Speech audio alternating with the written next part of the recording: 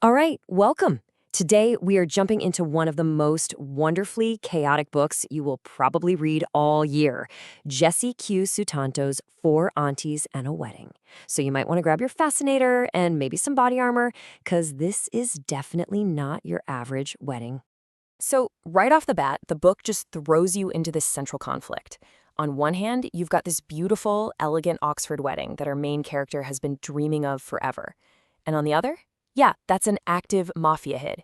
These two worlds are about to collide in like the most spectacular way you can imagine. I mean, just let that question sink in for a second. What if your wedding vendors were also assassins? This is the absolute nightmare our protagonist, Meddy Chan, finds herself in. She thought she was being smart, hiring the best of the best to avoid any family drama, but instead, she literally invited the mob to her big day. Her dream wedding is about to turn into a full-blown crime scene. Okay, so let's get into the key players in this unbelievably fun mess. This is really where the story just takes off. Look, Meddy's plan is so simple, right? It's totally relatable. All she wants is to marry her college sweetheart Nathan in a beautiful, stress-free wedding. And of course, the most important part of that plan is the last one. Keep her meddling, lovable, but completely chaotic aunties from causing any trouble. A noble goal for sure, but as we're about to see, pretty much impossible. And here is where Meddy's simple little plan just gets blown to pieces. Those professional vendors she hired, yep, they're a mafia family, and they're in disguise. Their goal isn't to capture her best memories, it's to carry out a hit, and they're planning to use the I do's as the perfect cover. Seriously, you can't make this stuff up. And now, it is time for the true stars of the show. Seriously, forget the bride, the groom, even the mobsters for a minute. The four aunties are the real agents of chaos here, and they are the undeniable heart of this entire story. This quote just nails the vibe of the book perfectly. It really is the glam and the family drama of Crazy Rich Asians slammed right into the high-stakes criminal world of The Godfather. And yes, there is so much dim sum and a whole lot of, let's just call them, unplanned hostage situations. So with everything going on, what's the one job the aunties have, besides, not causing trouble? It's simple. Just blend in. Blend in with the stuffy, super posh British high society at this Oxford wedding.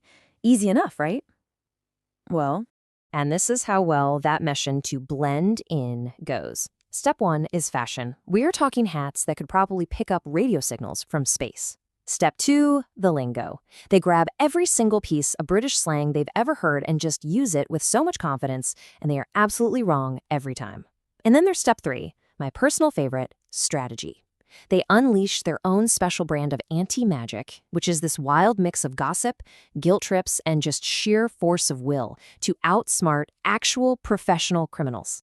So when you take all these ingredients, you got the mob, you got the wedding, and you got the aunties, and you mix them all together, you get this absolutely perfect recipe for comedic chaos. Let's break down exactly why it works so well. The whole thing really boils down to 3 key things. First, it's just pure comedy. The cultural misunderstandings will have you laughing out loud.